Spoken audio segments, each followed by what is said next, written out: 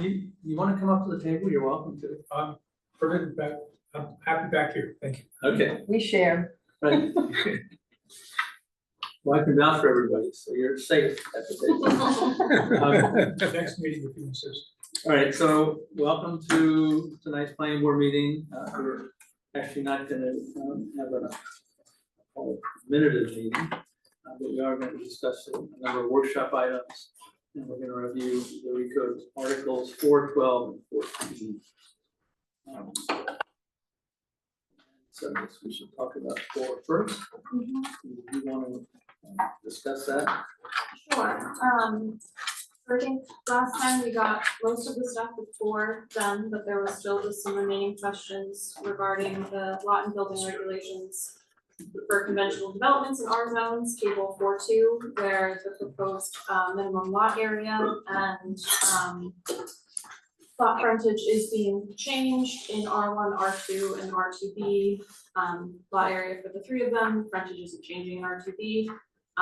There was just some discussion over that, and it was asked if we could discuss that one more time at another workshop with a little bit more, I took it as research and thoughts on the issue myself. So, Josh, if you want to bring up that PowerPoint that I made, I think now is a good time. I had the assessor very kindly take a look at how many lots in those zones are currently non-conforming due to the minimum lot size, because I just thought that there might be some. I had gotten this idea, and there is a good amount that are non-conforming in those zones due to the minimum lot size. So if you look at this map, R2 is in the light blue. There's the 2 sections of it. Everything in yellow is non-conforming. It is under 30,000 square feet lot size. R1 is a light tan color. I'm now realizing it's kind of close to R3, but it's, it's lower down. I think you guys know where it is. Everything that's in red is a lot that is non-conforming due to minimum lot size. It is under 20,000 square feet. I felt like this was the most compelling reason that this could be part of a code cleanup change. There are a lot of people in these zones that do not currently have, that their lots are non-conforming. I don't know how many of them know this. The admin in the planning and codes department lived on Patricia for 36 years. And when I kind of asked her, if she remembered this changing or anything, because she moved in there when it was built. If she remembered this changing or what her thoughts were on it, she said, I never remembered anything changing. I didn't know anything. I don't, I didn't think it was too crowded. And I just, Irene's great. She has been part of the planning and codes office. I would say, she's not the code enforcement officer or the planner, but she would have had a little bit more knowledge than your average citizen, and she wasn't even aware that this had happened. So I guess my worry is that there are people that don't know this, and I do think that it falls within the auspices of a code cleanup to shift this. Maybe it is a major substantive change, but we could approach that as we talk about the recode and say, as we went through the code cleanup, we discovered this. It is substantive, but we do think it's part of a code cleanup. So, that's my thoughts towards this. I had specific numbers for you on this, if you want to go to the next page. So, yeah, and I'll give you that. Okay. So, when you say, I guess I'm trying to understand why the substantive is it looks like it needs to be cleaned up, because we can't clean it up. Nope, not at all. And It is substantive. well, yes, I know. It's quite The substantive. reason I'm asking it is that the reason not to consider it. Is that what you're saying? Because it is? Because it is a substantive change. But isn't that what we're doing? Well, I've been to various meetings at which the question was raised, is this just basically the town center zones that are and the changing to form-based zoning? And everybody says, yep, nothing's changing in the rest of the town. But we know that's not the case. Well, At least from my perspective. I think that's going to be a problem. That there are too many things that are coming under code cleanup that are substantive changes. And yes, I see non-conforming lots in, let's say, the R2. I think the R1 is primarily the town center zone. No part of R1 is part of the center zones. Oh, okay. Yeah. I just lost on the map. Yeah, there it's for a minute. close to it, it's close to it, I understand why you thought that, but I do wanna clarify, it's not part of the center It's not zones. part of it. Yeah. But there's an awful lot of land that's not yellow on that graphic. Most of those are the fair, Topsham Fair property, the school property, you know, those big The lots. R2? No, in R, that's Go to Oh, no, R1. one. in R1, Yeah, that's the yellow one. So I get, all right, I guess I understand. My only point would be, we're reviewing it, we're workshopping this, right? If anyone conceivably should be able to make substantive changes, it should be us as part of our review before we make recommendations to the select board, right? And we'll do that after we have our public hearing, so I'm not quite understanding why that's a problem.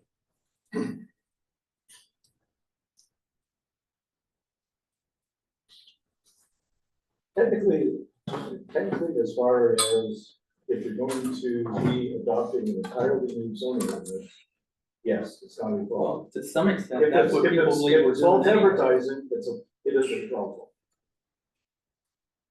And if there are areas that, let's say, if you're looking to try to get the full zoning, and then you start changing other things,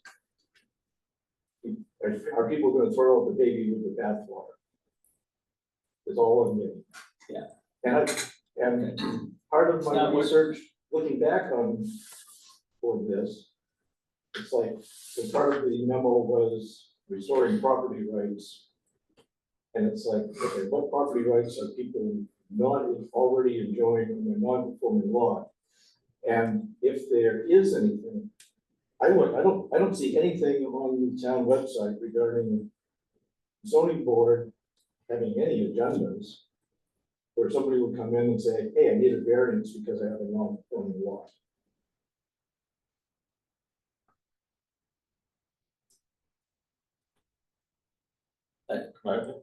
No, go ahead and say what you want to say. I was actually gonna ask what CPIC's thought was, but does CPIC have an opinion on this?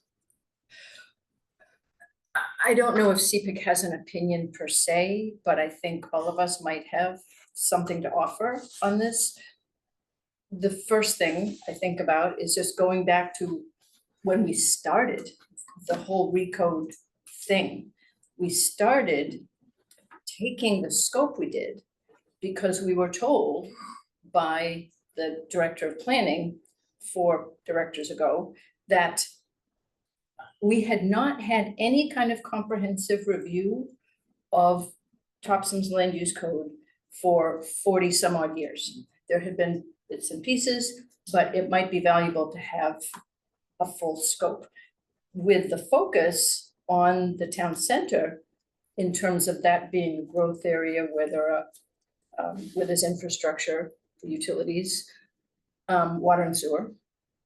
But and so the general thinking was the rest of it, there is quite a bit of cleanup. We didn't know that at the time, but the code enforcement officer helped us to understand the scope of that cleanup. And as things are discovered, I mean, I remember hearing the town attorney say, and I wouldn't quote him, but what I recall is one of the purposes of zoning is to eliminate nonconformities. And I thought, I'm learning. We're all learning. That's my thinking. And I think the things that you discover along the way, it's an opportunity to address them if they need to be addressed. And this is considerable resources that the town has spent in this process. It seems sensible to me to take advantage of the resources being spent during this period of time. Yeah, the conformity thing is a red herring, I think, for me here. Because obviously, all of these residential lots can be sold. There's no issue with that, because they're gonna remain This residential. isn't a property, So it's there's not a no- value perspective. Right, so what I like about this analysis, however, is it's showing the predominance of smaller lots in the R1. That's right. And I do think that every time we get a new comp plan, we as a board are focused on implementing things from the comp plan. We don't always do a great job of it. In the past, we've done things that probably didn't implement what we wanted to, and that might be things we talk about later at other meetings. But I think, this is, especially R1, this is a growth area. It's part of the growth area. Going from a half lot to a quarter lot is gonna improve that. We've got sewer and water. I think it's in line with the comp plan. One of the things I really liked, I like a lot about the memo. One of the things I really liked about the memo was the point of Here, the I'll fact get out of the way. the fact that the comp plan talks so much about neighborhoods and how much we enjoy our neighborhoods. We want to have that feeling. Well, if you talk about neighborhoods, we got our neighborhood back here, by the school. We've got Bay Park. We've got all, geez, no, I'm forgetting the one or two, but There's Ivanhoe. Ivanhoe, there we go. These are all places that we say we like, and we want to have, and they're all highlighted in red in R1, and in whatever the other color was in R2. Yeah, Josh, So- we pulled back up to the. I think it's in Actually, line. This is with what good, we're doing. because we didn't get that slide, I Yeah. kind of like that one, I have the other one. Oh, yeah. I think, but. I gave you a supplemental memo. All right, too. so- Here's- But I printed everything. Feel free to take a look. This, I had to have Justin do it on Monday, so this came on Tuesday morning.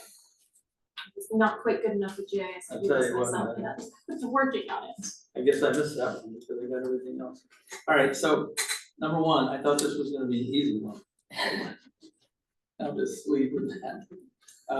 Number two, I mean, we've been in and out of this process with CPIC for what, 2 years? Quite a while, right? More than that probably. And yes, their original charter was a certain charter around form-based zoning and so forth. But also then there was, I won't call it secondary, but there was another kind of complementary charter, which was that as you're doing this, we're also gonna look at, quote, cleaning up your current code, right? So I guess a question first, and then I'll say what I think, but we'll go from there. But does this line up with, what is it, LD Yes, 2001 or whatever? it lines up with LD 1829. It doesn't go as far as LD 1829 does. Okay, LD but 1829. at least it starts to move us in It the moves right us in that direction, yes. towards what the state is passing as far as Yes. all the affordable housing and all that stuff. Yep. Okay. So to the extent that's doing that, and to the extent, I have a different ironic comment to make, but I'm not gonna make it. So the bottom line is that if in doing it, we discovered this and we see ourselves being able to maybe as part of this thing, come up with 500 plus property owners that now have conforming lots. And it's not impacting anybody other than them, why would we do it? Why would we recommend it? The thing is, it does impact. It impacts other landowners who are, let's say, not having or have a conforming lot at the present time. You move to an area and you think that this is what the lots are going to be and the frontage is going to be. And then all of a sudden you find, oh, no, now it's a much smaller lot for all my neighbors. And that's what where, was that's the- why I asked about the law, because that law, being passed by the state, is moving us in that direction, whether we like it or not. Are we currently, I mean, as things are currently set in the R2, let's say, I mean, R1 is part of the growth area in the comprehensive plan. I do not recall anything in the comprehensive plan that talks about growth areas outside of that area. But are we in violation right now with regard to what the frontage and lot sizes are? You mean in relation to new state legislation? That's what I kind of asked. I thought she said no. I don't believe, I'm gonna look at you, Tom, a little bit, just because you attended that training and I did not. We're not in violation right now at this point. We would probably have until 2027 to adopt that. But it will be coming. So if you guys see an issue here that you would like to change, it would be in line with state legislation that is coming.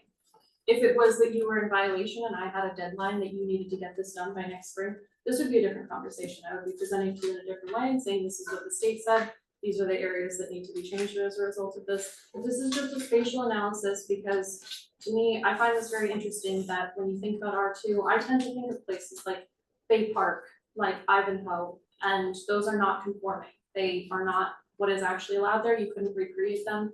So I totally understand what you're saying. I think that there's that aspect to it as well, but this is the board's decision to make. I'm just, really. And the other point I'd like to make is that if we are going to make that change, I think it's better to do it by way of our usual process to say, we're proposing this change, but it's a standalone type change. So that people are aware of it, and also it's not muddying up the whole waters or the code cleanup, which was, so it's easier to find things. That was what I thought the code cleanup was, and that was what it was built on.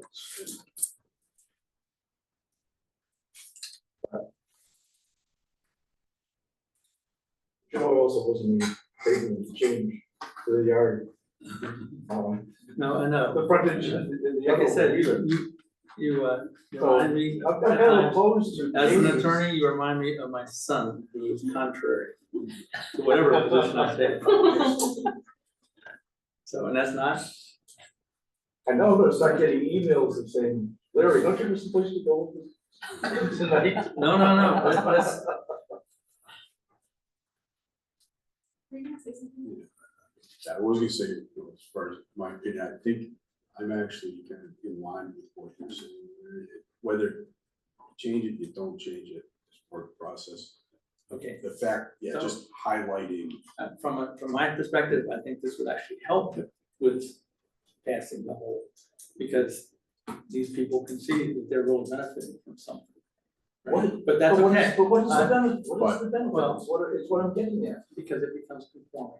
To me, that's important, and you've heard me say that over and over again in other meetings on other topics. Right. But that being said, then let's take it out. Is there a hue and cry that? No, Larry, we can Conforming? do this as a separate run in parallel, but I still think we do it. Yeah, I don't see the benefit of doing it separately. If we're gonna do it, we do it all in one fell swoop. I mean, I can market this in such a way that says during the code cleanup, we found, a substantive change. It is part of the recode, but it is outside the center zones, but it's, this is happening. I do think, I think at this point it's important to think about, do we want to see our town look like this? Because we can get this out to people. We can see how the public hearings go. We can see if people come in and say, I do not want this. We can pull it at that point. I think, we can revert back to it as it is. But as I said, there's someone in my office that had no idea this had happened to her home of many, many years. And I wonder how many other people think that they have conforming lots, that their neighborhood could be, rebuilt if necessary, and they don't know. I have no idea. I do not know the answer to that. But I think we can approach it as hey, we were doing a code cleanup, this came up, we discovered it, we want to change it to make this right for you guys, but it is a big change and we are acknowledging that. If that's how we need to approach it, we can. Right, so, in anticipation of what's happening down the line 2027. In or out? I think it, Ron, in or out?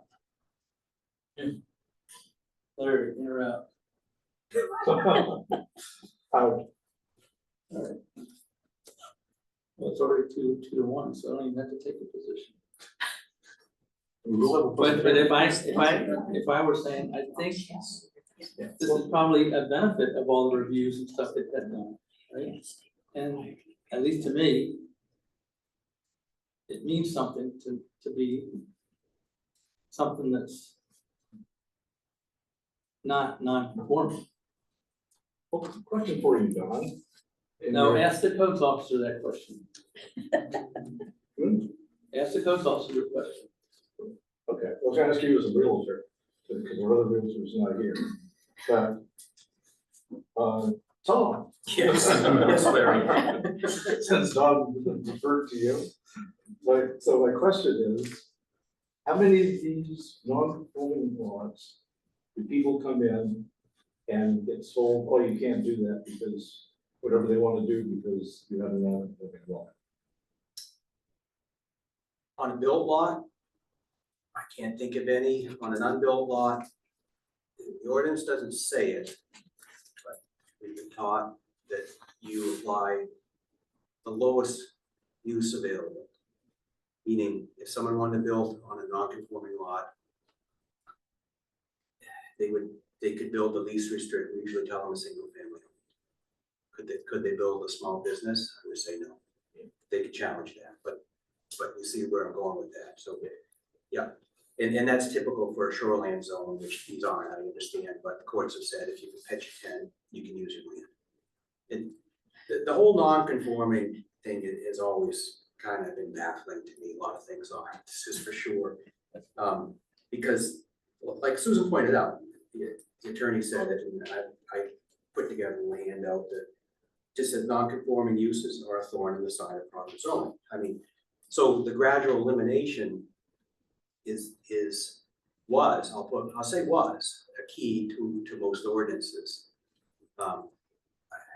Years ago, public boilerplate made it tough to want to have something non-conforming. Out in the town I live in, I have a non-conforming building and they still don't let you expand it in the non-conforming setback area. I can maintain it, but I can't put an addition on, I can't go lateral up or down. So over time, they You want don't to get a variance, though, couldn't you? well, not under the language that the variance has, and you have to show a hardship, and that doesn't show a hardship. Again, I have it in the first place. Yeah. So just keep that in mind when we're talking non-conformities. The spirit of it is to get rid of it. For whatever reason, these were all built at one time, and then it was decided we don't want that anymore. For whatever reason that was. And every decision could come around. And so is this a time to decide, well, maybe now under today's circumstances are okay, maybe they're not. I don't know. To me, for what I do, it doesn't really matter. Just the whole concept of the non-conforming and what I've seen in ordinances over time gradually relax to the point where they accept them and they can almost go in perpetuity. Most of them can. Our own can do that. Where it started out as it was a hard line. We need to phase these out. So the town's going to have a mix. It's probably just always going to have a mix. Every town is. And it's just the way it's going to be. What the mix is good or bad. You know, it's just what you think it should be. But you see, personally, you know, in my mind, non-conforming means you shouldn't have it. And I think that's the spirit of zoning, just because things have changed over time to accommodate them, doesn't mean it's not still there.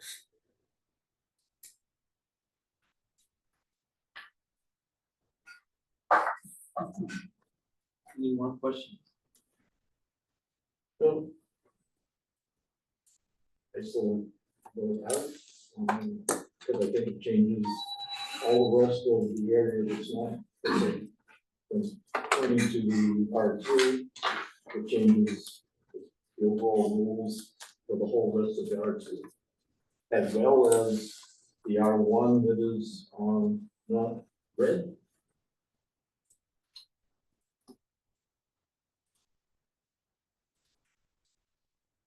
So I think we'll create development where the comprehensive plan isn't going to have development.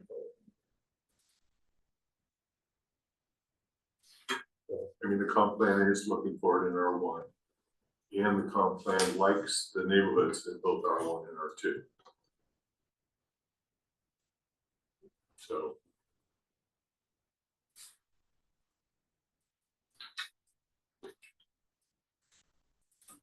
But this is a workshop, No, yeah, And this was the easy one. no, heck no. I'm gonna use it. And we reward with keeping it at the lower numbers. I think so. Well, question, just one, I guess. I do listen.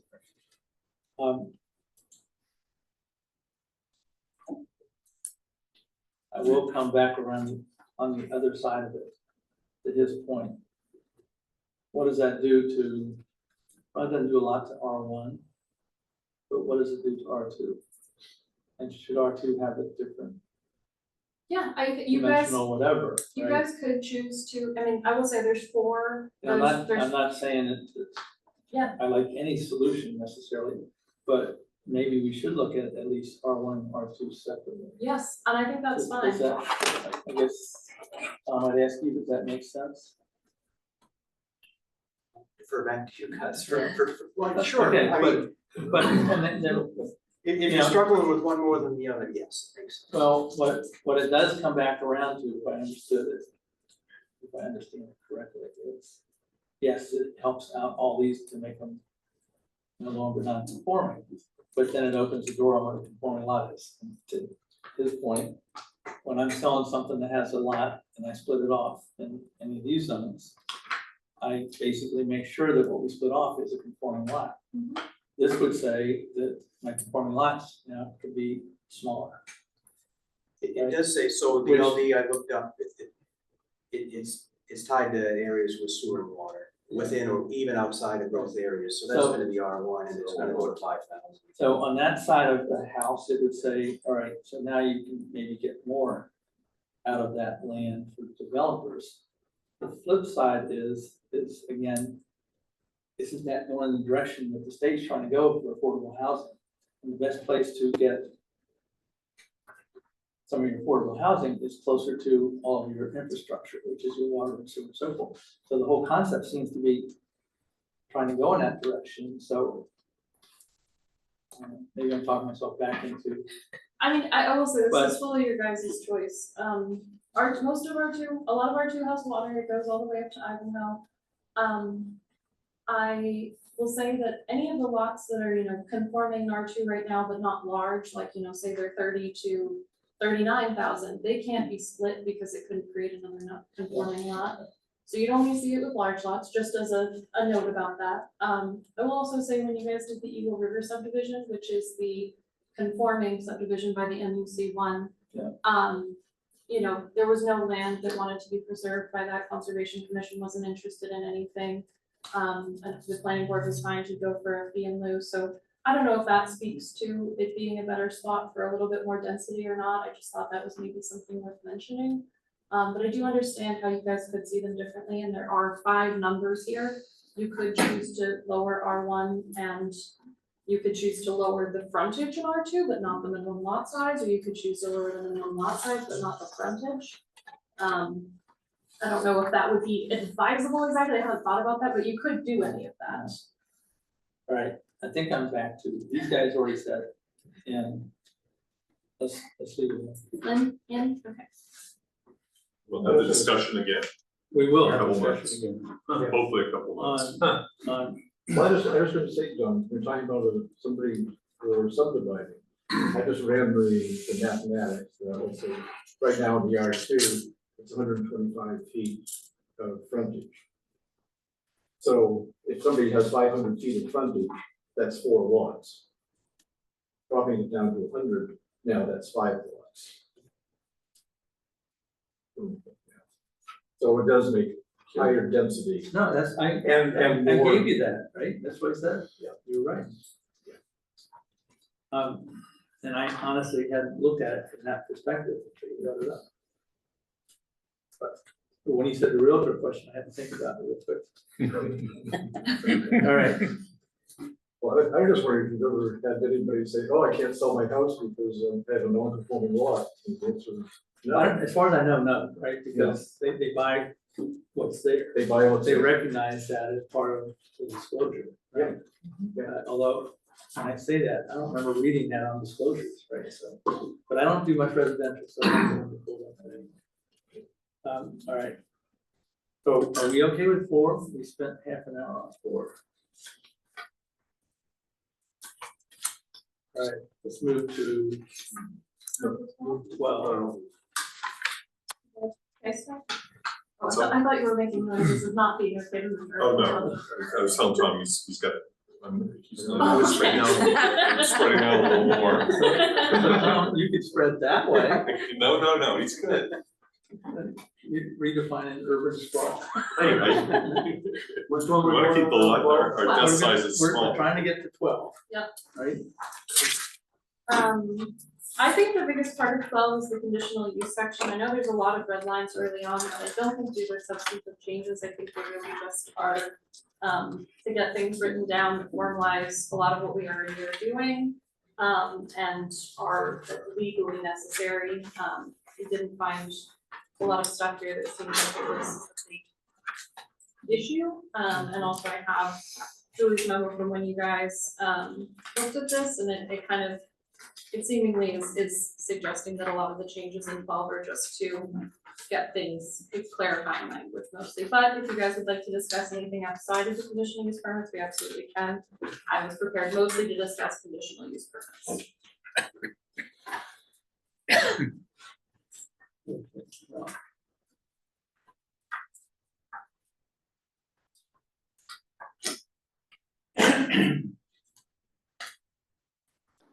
It's okay with everything outside of conditional use permits. That matters. Thank you, Scott. No, that's good. Yes, it's a pregnant. Larry, you too? I have a difficulty with 1220 Amendments? or amendments. In that, that this is also a substantive change, actually. Under 1223 A2 and B2 for text amendments and zoning map amendments initiated by, and this is the addition, the code enforcement officer or planning director, and not casting aspersions on either one of you. But what that means legally is that Tom, let's say, or some other subsequent code enforcement officer could write up a text amendment, and that triggers the 60 days for the planning board holding a public hearing on it, as opposed to our usual procedure where we would, I mean, Tom wanted to have a text amendment, we workshop it, we figure out the language on a workshop, and then it comes forward to us under the public hearing aspects of it. So I think that we should strike those two parts. I mean, not that we can't bring them forward, but we don't want to be triggering the, oh, now you have 60 days and the board must hold a public hearing. So we essentially don't even get a workshop on something that the planning director or the code enforcement officer wishes to bring forward.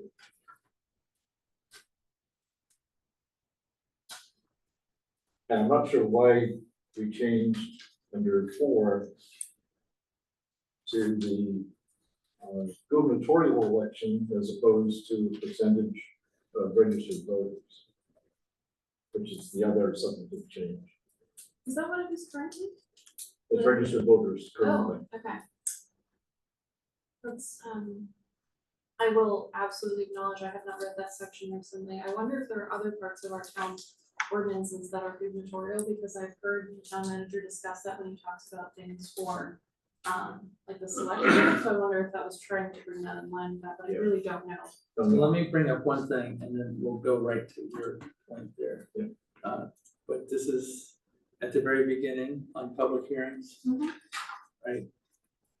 I guess I would ask you to figure out what's a better way to do this, because the old methodology of putting it into the published newspaper and so forth is quickly dissipating as the Times Record and everyone else is doing less and less, daily issues, and they go to electronic, now they're not even doing electronic. So I'll ask we the need a attorney. modern answer to Yeah. that, not the publish in a newspaper or whatever that we've done. for I'll so ask the many attorney years. what our latitude is there, because I know in subdivisions, we have no latitude because it's in state statute.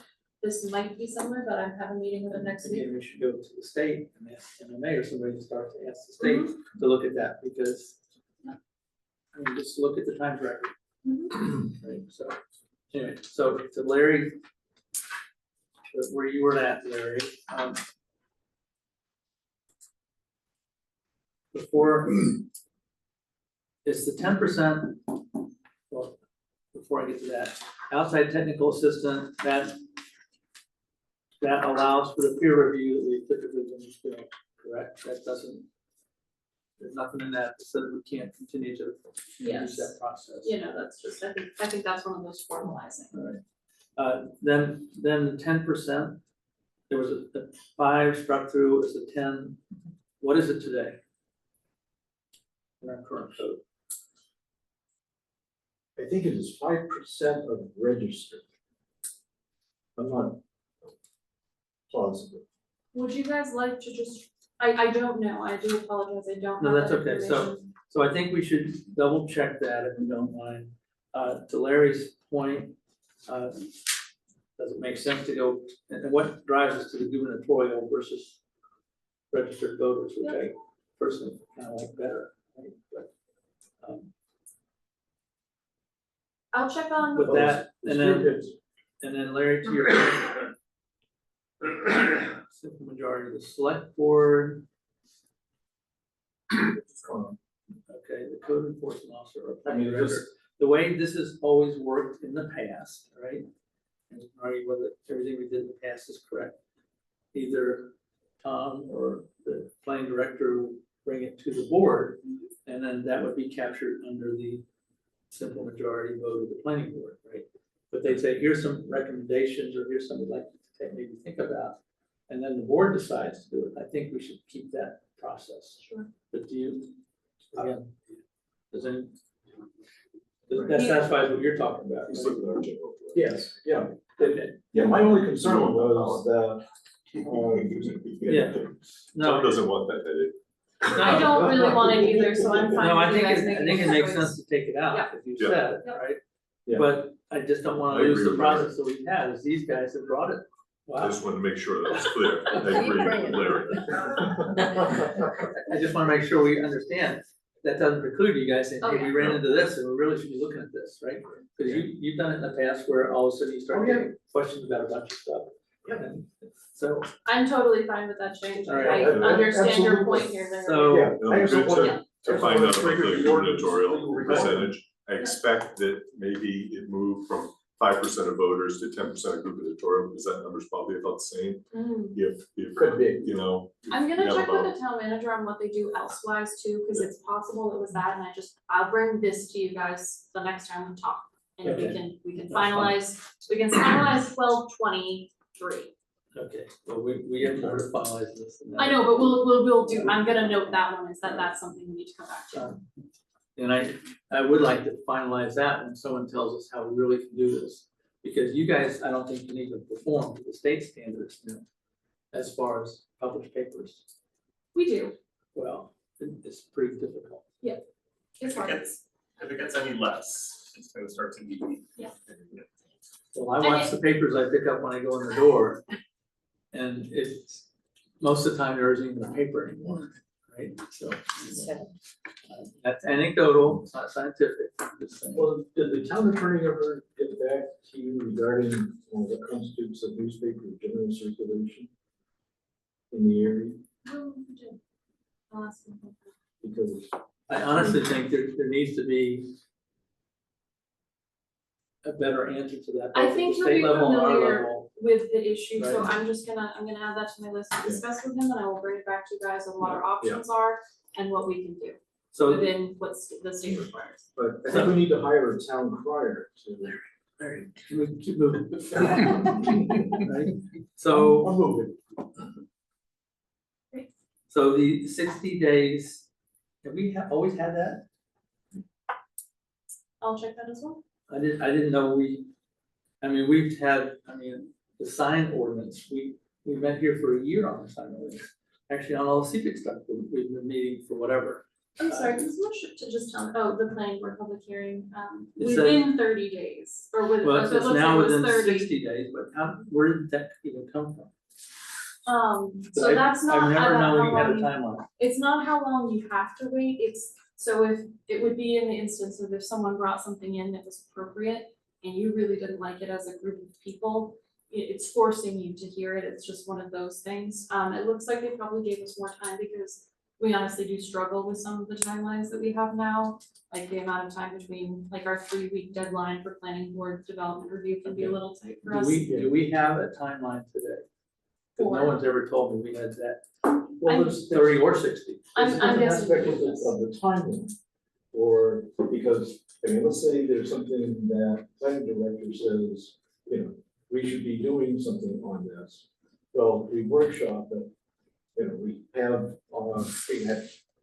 various other workshops and discussions on it. And then we hold a public hearing.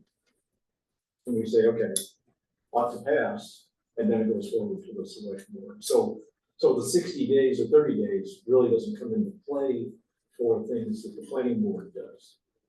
When you come right down to it. Yeah, but it's under the planning board public hearings, right there. In print. Yes. But that's, That's only if the select board or the public referendum comes to us. Mhm. correct. The majority of it is us, and we can take our good time as long as we want Because it's not until we. considered a suggestion until you guys to consider it a suggestion, and then you usually hold your public hearing, the meeting afterwards. So then ask them to clarify that, then say, in the case of whatever the ones are that feed that timeline.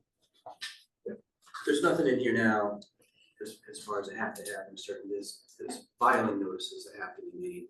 But I'm curious if Phil looked at this and that may be where the 60 came from, we just verify it. Yep, I'll check 12, 25, 5 with Phil as well.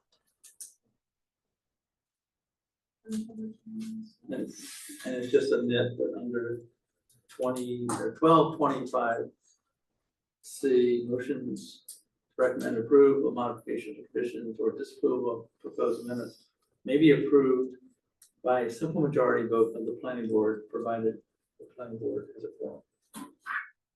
Oh, you would like to say I would like provided to that, say provided. okay. I learned that one from John Weinberg.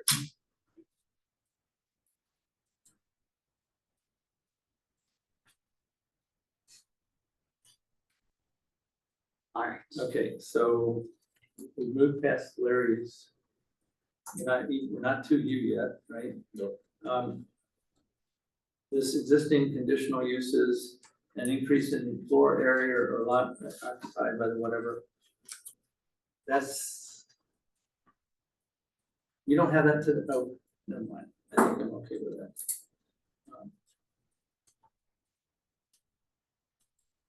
All right, so I guess I am to 1230.8, which is where you wanted to go. All right. And what I'm trying to understand is, basically, if I understand, we're putting in via that first paragraph, 175-8 performance standards, so that inserts into this with that language.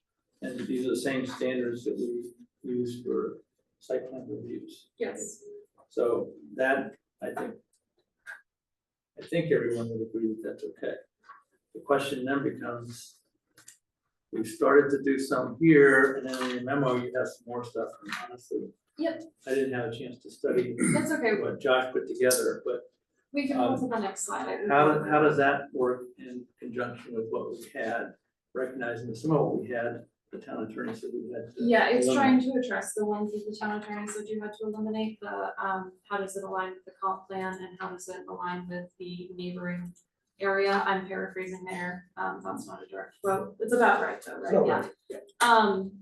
So, and we also just thinking back to our experiences with conditional uses and what they've been like, Well, don't base all of it on Tim. no, no, we've had a couple, and I don't think we're suggesting anything crazy, and this is, You're the one that keeps approving all this stuff, I'm accused.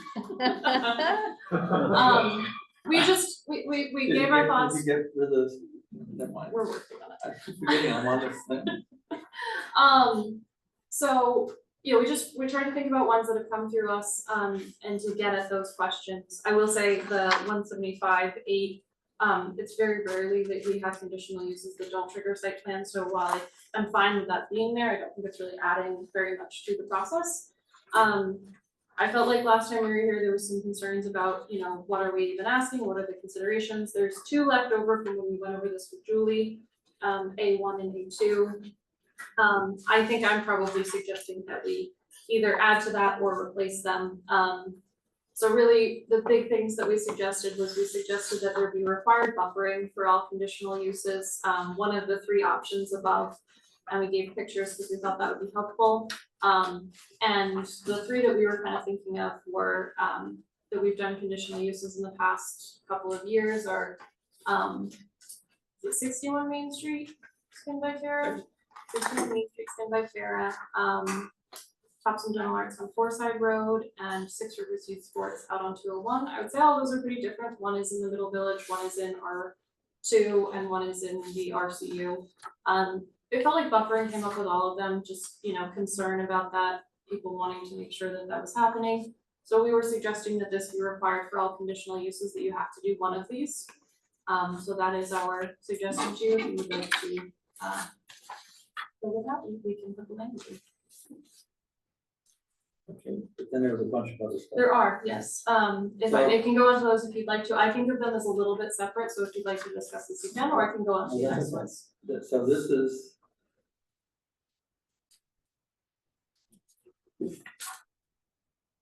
That's trying to capture some of the stuff in the current, where it says the physical characteristics of site include location, so. So vegetative cover and suitable for proposed use and all that. Yes, Which you kind of get in that anyway. Yep. Right? we just thought this might be a good way to, you know, a conditional use is meant to be in between permitted and not allowed. Do we cover traffic? This traffic's in this too, right? Yeah. All right, so most of what's in our conditional use right now is captured there. Okay. No, do we agree? Do you agree with that? In something? Yeah. But Okay. it's also, all these budgets are also 10%. I will also say the one thing about 175(8) is they're less like you have to do this specific thing and more general kind of ideas around topics. This would be a specific thing. If you guys want to do it, you can, or if you want to keep more general, you could just go with the section. So to the extent, and again, I'm not saying I'm opposed to that, but to the extent that it's a minimum 40-foot vegetative buffer.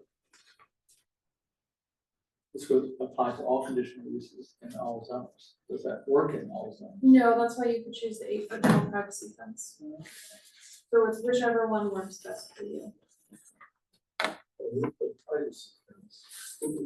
Plantings. On which side of the fence are the plantings? I'm chuffed that you brought that up because it was something that we had discussed about which side the vegetation goes on. And so I was thinking the way that the language could be is just that the builder could decide which side they want to put it on, because it really depends. If the abutting lot already has vegetation on it and they're required to put the vegetation on the on the other side of their fence facing vegetation, it wouldn't make any sense. If your abutter was someone who didn't have any vegetation on their lot, then it might make sense to put it on their side, so. That's looking at the picture, that's why I asked the question. Right, yeah. Yeah, you like it, but, all right, so we have at times allowed for natural vegetation, rather than whatever. Is that captured in any of these? Yes, so and that's really what, because I don't know that any developer would choose, for example, to have to plant a 40-foot vegetated buffer. That one is generally what you'd select if you already either have an existing buffer, and let's say you have 30 feet, then you could just, okay, I'm gonna do the 40-foot buffer, so I'm just gonna add 10 to the buffer that's already existing. So that one's kind of just there to capture people who already have existing buffer. Right. I'm not sure I have much of an issue with Ron, anything? Okay, we're giving them 3 options, Larry? I like the concept. Okay, concepts. Concept is fine, the other question I ever have is, size of what's there in that buffer. Because we've seen varying sizes of vegetation. Don't start going down the path of measuring all the tree trunks. It's Like our neighbor- required for site plans, actually. My father was Not born, so I saying know that it's path is caliber. required by our site. But yes, I understand that point. I think the other thing to think about with it is where the conditional use is. Because I think the buffering becomes more important if you're doing conditional use in a residential area No, than in Exactly. conditional use on Main Street. as long as we're giving But them, it seems like there's options. if we're giving them options where, I mean, with the setbacks, Yeah, yeah. smaller zones, smaller lots, especially if we approve what we just approved, Yep, right? I did say, we did talk about this too, so you guys we're on the same page, everyone, because Josh was thinking that, and I thought, if you're a conditional use in a commercial zone, we have a lot more permitted uses in commercial zones, we don't have as many conditional. If you're conditional there, it's probably conditional for a reason, and in that case, they're probably gonna choose the 8-foot tall privacy fence. And, to me, it seems possible, and, to me, there needs to be something that differentiates conditional use from just permitted, so this was our attempt to provide something. You also have the situation where the zones meet, Yes, we did consider that, yeah. and you have a conditional use in, say, the industrial zone that is contiguous with a residential Yep. zone. And we didn't wanna use a residential use because that could change, like, it could be a commercial use, we're seeing a lot of this, maybe in Thompson Fair Mall, it's not abutting a residential use when it's built, but then, an apartment building goes in and they're like, well, why isn't there buffering? And it's, well, you were a tire shop when they were built, so we felt like that would really muddy the waters, and it was probably just better to say a tire shop deserves buffering too. So that we did also think about that. Okay, so let's go to the, maybe Yes. the harder part. Yeah, the next one, Because that is where we kind of went Yep. off the rail with Julie. yes, it is, and so this was our kind of like slightly, I would say, we thought about it more, we wanted to propose something. I will say, before we get to this, I do think that just the buffering would be fine, if you guys aren't feeling good about this, I think the buffering in addition to what you have in 175.8 would be okay for conditional uses. This is an option if you guys are feeling like we wanna have conditional uses doing more.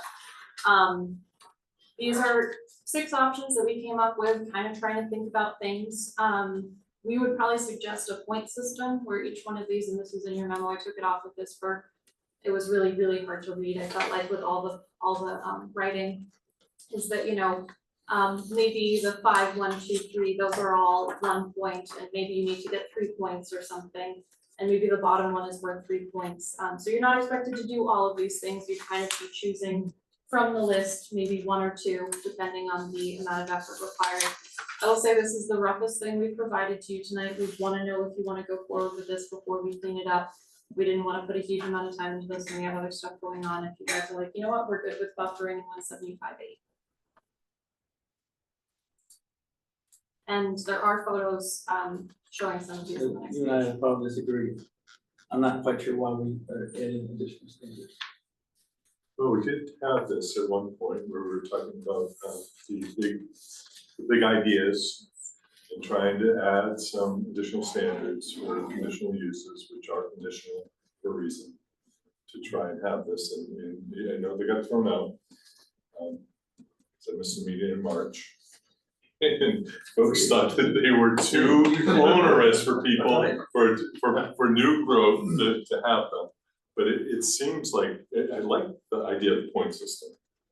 I do like that. If we were to go and we get agreement to kind of evaluate this, that rather than picking one or two or whatever, that, you know, you could pick the big one, you could pick the whatever is 5. It was 6 that was the big one. 6 because is the we big one, figured, you know, so. yeah.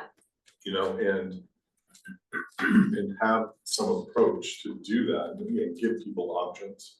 And I will say, the invasive plant material one, we specifically thought of because, when Josh and I did some site walks for the 6 Rivers property, there's a ton of autumn olive out there, and, you know, that's a nonprofit, you know, I mean, well, now I'm not making my argument, oh man. But you know, I'm gonna back off of that. When you're doing site work already, removing invasives is the easiest time to do it. If you had them on your lot, it could be a way to do something for the community. I'm almost positive invasives come up in the comp plan as something to be yes, Susan's nodding at me. She's our top plans are, something to be controlled and managed, and we are seeing expansion of them, so I just wanted to note that that's why we brought that one. We would need to work on it a little bit, but that's where the idea for that one came up with. Sidewalks have come up multiple times, that's why we suggested that one. Walkability is in the comp plan. This was kind of my attempt to get at whichever standard says must adhere to the comp plan. My second attempt, because the big ideas one was me. Second go around with Josh's landscaping architecture expertise. All right, so Scott, you want some additional work done on that? Ron, where are you at?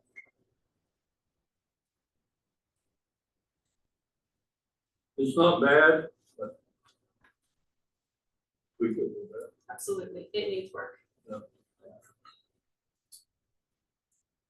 When we start adding a bunch of stuff like that, we're adding a whole bunch of costs. Yeah. But anyway. Larry? Well, considering Scott agreed with me earlier, I think it's, All right. I would, although I think number 4 would result in a lot of vacant, totally barren lot, if we have a lot of invasives. Maybe we need, yeah, Josh really did make me, let's put in that, this would need further research, you're getting a little bit down the rabbit hole. Yeah, because it's difficult to consider if you have a large lot, what percentage would you have to remove versus someone who has a small lot and it's like super easy, so. yes, but if we're gonna go after invasive anywhere, then why are we just gonna have it here? Why not put it in the rest of it? Right. Right, I mean. We talked about that too. Exactly. No, I get it. Absolutely. Yep. But I'm not sure I'm there, Yep. right? But the bottom line is, If somebody can actually get rid of the invasive species, God bless they can get 30 points, Yeah, because they're tough to get rid of. yeah, we did I say don't that. disagree with that either, but that is then a town project. Mhm. Because it's like when I was in Florida fighting fire ants, right? We got rid of them in our yard. And the best way to do it was to just move one hill onto the other and they fought together, right? But what they also did is somebody had sprayed their yard, they disappeared, they moved next door. Yeah. Right? And then when this sort of dissipated a little bit, they moved back, right? So invasive, unless you go after the whole town, Mhm. why are we asking conditional use people to do it? We could remove that one just itself, I would say it's the one I think that Josh and I felt the most, like, Well, how does this work? So, So- as soon as the birds eat the seeds. Yeah. and the invasive How does the species- longevity of this look Well, like? it's Are all over we, the place. are we It goes everywhere. enforcing it? Yeah. I'd be happy to take that one out if you guys like the idea of everything else, but you're feeling like 4 is just out there. Unless the deer like it, and then they can eat that instead of all the You don't like invasives usually, right? When they become invasive. Yeah, because the deer are eating it. Yeah, I gotta throw it, number one, so that may or may not work, if it's abutting a sidewalk that's not 10 feet, you'd have Mhm. 10 foot going into a 5 foot or 6 foot. Okay. Or no sign, just throwing it out there. Would that be dangerous? I don't know if it'd be. It would look, to me, it looked questionable as to why it happened. Okay. All right, Like so we have currently we have different curves going into different curves, that came up as an issue. Okay. I can just see this as maybe Dennis or Public Works, whoever's in there Yes. saying, no, we don't want this. Yes, we did not have anyone else look at this yet. This was very much just our thoughts. So I guess I would say, if you guys like the idea of this, which I'm getting the impression that there's some buy-in on the concept. Let us refine this, talk to the people that need to be talked to, come back to you with something that is a little bit more put together. Does that sound good for you, Josh? same different. Yeah. I don't like the idea. He likes the idea, and these guys, he agrees with him. And he, I think, agrees with him too. So not all of us like the idea. Sorry, right? I'll write it down as I but wrote the that- earlier one. But that being said, at least let's take a look at it and get the rest of the board's input, right? So, Willing to consider, right. as opposed to some things earlier, about rejecting it out. That really is fine, and that's about all I could expect from you tonight. I would have been concerned if you said, yes, let's write this in as is. It's rough, it's not there. I'm hearing enough interest that I think I should bring it up at a future workshop again. Sure. Yes, please, Yeah. thank you. On the, I hate to go backwards on this, although we're still in the same section. Where we talk about. Seems like I can get an email on one entrance, but see how the wording says, be limited to one entrance off Oh, a yes. public or private way per lot. What are you Unless, on? 12.30.A1. Right? And when I say that, I like the fact that we've always tried to stay with one Mhm. entrance, right? What I'm trying to understand is that, does that wording really do that for us? Because then it has a caveat that says, unless the planning board determines that strict compliance with this standard would pose a threat to public safety and whatever. So Would you like me to check with Dennis on that one? I guess let's check on that, because I think. I am, you look That like might you're even gonna be say something. a fire department. Okay, Dennis and Chris, yep. It just, the way that's wording, Yep. it leaves the door open. These are left over from the big ideas time with Julie, so I would say both those are pretty rough. Number 2 would need to be replaced with the buffering stuff we discussed, because it would be, they would be at war with each other. So 2 would go away in favor of the Okay, buffering we alright, talked so- about. Yeah, I forgot I marked it up. But I will check with Dennis and fire on what. All right, Scott, Not to go too much further back, but up above, I just wonder, is one way to get at this to provide more guidance or clarity to 1237A2, which is where, we are, one of the approvals that we're allowed to do for conditional use is to make modifications or add conditions. And I mean, it's wide open. And it's something we try to do, but it's not. Is there a way to bring a focus? Because that could take care of a lot of these items, is that, in each individual conditional use, is, and I maybe it's too specific to include in something like this, but to focus the idea that it might be expected that additional conditions are going to be. Yeah, I'll check with Phil on what your legal ability to create those conditions would be, because that would be remote. So we can do a condition, it's not in the order. Right, that's, careful of that. if we get rid of conditional uses altogether, it won't be a problem. It's only fighting for the second pick. So you want this to pass?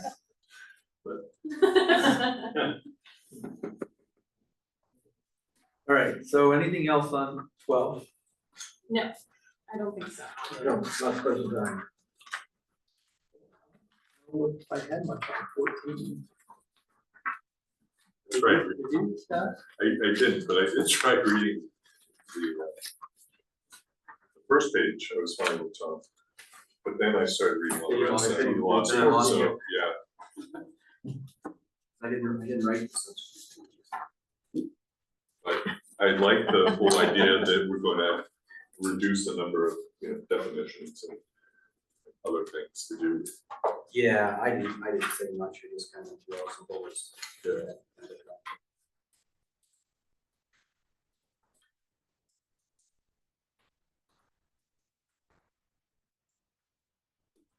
Ooh, I said thought it looked good compared to what we currently have.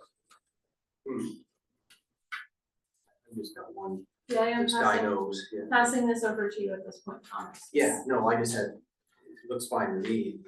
I just had one comment, we're gonna talk to Phil about. Yes. And maybe the board wants to be in on this too. I need to talk to Phil, and just get back to it. Yeah, fair enough. Let me talk to Phil first. You really wanna open it up? I don't know. Well, Do you want It doesn't another, matter. you want another half hour? no, All right, we'll talk to Phil. I'm trying to think of your time, I've been here had a long day. All right. So I think we've covered today's items. Amazing. I will come back. If we can, That's good. I'll just remind everybody, in 2 weeks, go back here. Yeah. Are we gonna focus just on workshops? Do we have an application? Yeah, I'd love to speak about, in 2 weeks, so. Scheduled to look over Article 2 with real world examples, I hear that's taking a little longer than we had thought.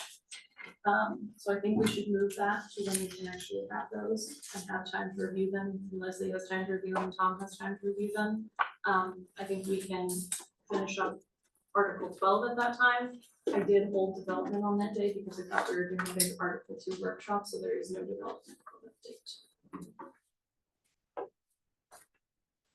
Okay. Does that sound good to you guys?